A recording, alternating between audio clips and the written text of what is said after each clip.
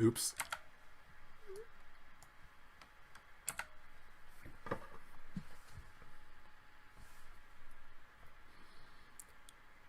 Okay, so here we have the next question on the menu today, and it is presenting us with the situation that we are driving to the grocery store at 24 meters per second.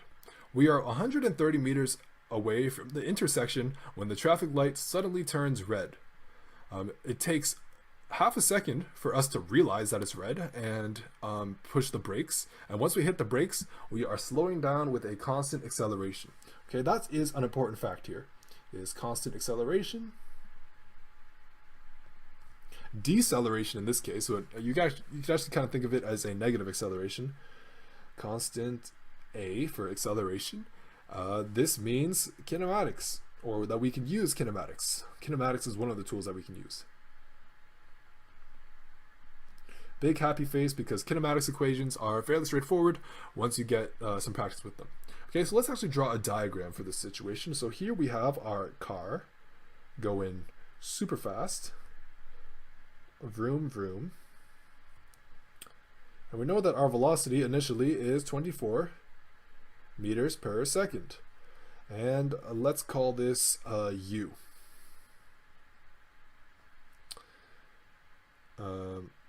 Maybe not as a vector, because this is a one-dimensional thing, so we don't really need to use vectors, but you know, those of you who are thinking about it, respect. Okay, so we are 130 meters away from the intersection.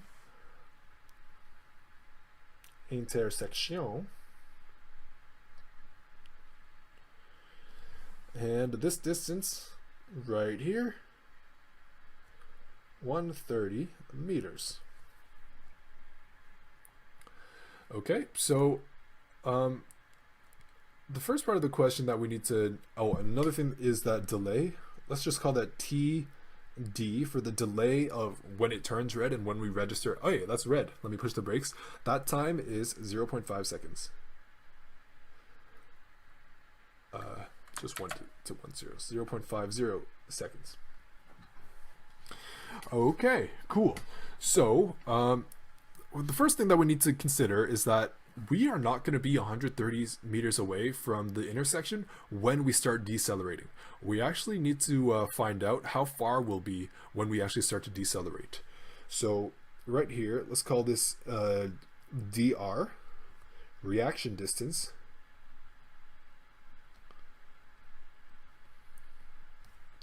This is distance traveled while reacting.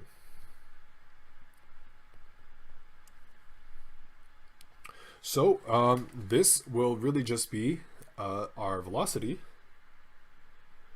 multiplied by the time delay that it takes for us to register this as a red light, and this will be our velocity, which is 24 meters per second multiplied by 0.50 seconds. You can see that the seconds cancel out in the units, leaving us with 24 divided by 2. So that is 12 meters per, well, just meters, 12 meters. So effectively, our deceleration area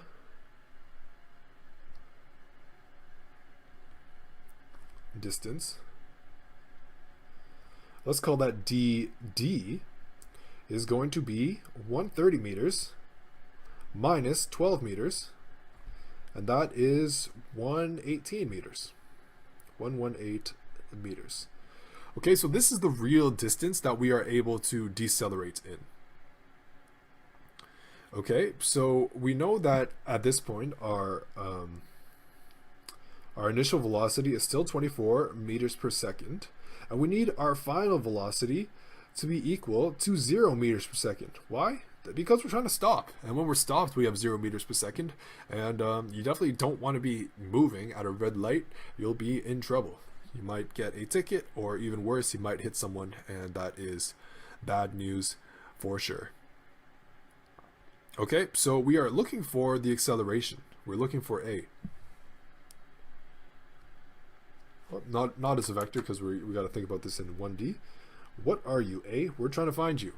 Okay, so thinking back to our kinematics equations, we need a kinematic equation that is related to the initial and final velocities, the acceleration and distance, and the one that I'm thinking is that our final velocity, v squared, is equal to u squared plus 2 times acceleration times distance. Okay, this is the kinematics equation that we want to use, and to make this useful, we need to isolate A.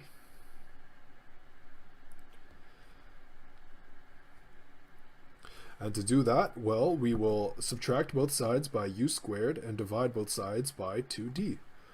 So A is equal to v squared minus u squared divided by 2d. And then we just substitute in these numbers, and that will be all we need. Okay, so A, what's v squared? Well, that's 0 squared. Okay, nice.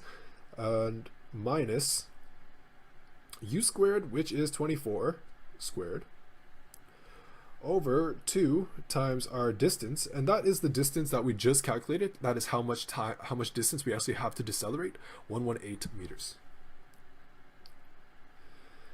Now, you can see that this is going to be a negative number because we have a negative divided by a positive. Ignore that 0. That can just be like whoop.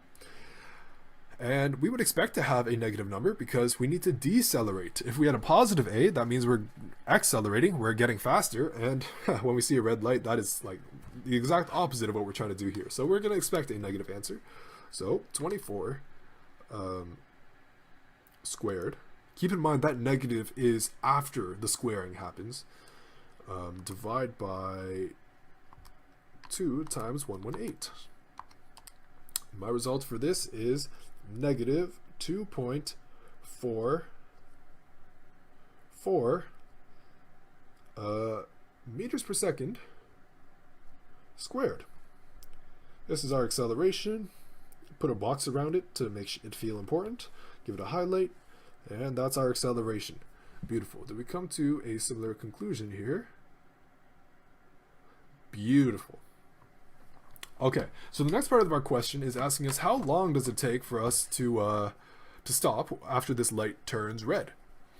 Okay, so essentially we're going to need to use another kinematics equation to figure this out, and one that relates with time, but the easiest one that I have in mind is v equals u plus at, the simplest equation, and we're trying to isolate for t for the second part of this question. So to isolate for t, we're going to have v minus u divide a is equal to, well, t. And let's sub in our numbers and figure out what the math of this works out to. So we know our final velocity, that's 0, minus our initial velocity, 24, all divided by our acceleration. We just found that to be 2.44 meters per second squared. And this will give us our time. And you see how we have a negative on the top and bottom that will cancel each other out and make it a positive, which is what we expect. We would expect a positive time value. So we have 24 divided by 2.44. And this takes 9.83 seconds. Okay, so that will be the time taken to slow it down. Okay, I hope we came to the same conclusion here. We came to a slightly different answer because they came to they used a different kinematics equation. The only discrepancies between these two answers is likely going to be due to a rounding error. So, both of these answers are legitimate because in physics we do have to accept a certain degree of variability between our final answers, and that is due to measurement errors and all that. But like this small 200 millisecond difference is not that significant, so these would both be considered reasonable right answers. But I think this way is a lot easier because if you use that other kinematics equation, you will need to use quadratic formula. So this will be a lot easier in my opinion. Okay, cool. So the above solution is good.